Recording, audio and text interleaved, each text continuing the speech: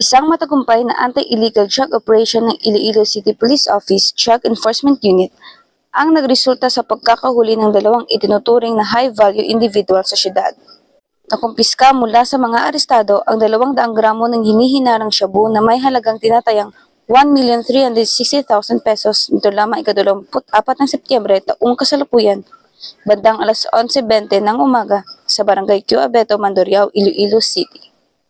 Kinilala ang mga suspect na sina alias Jojo, 45 years old, at alias Nonoy, 46 years old, kapwa residente ng Barangay 8, Tigbawan, Iloilo.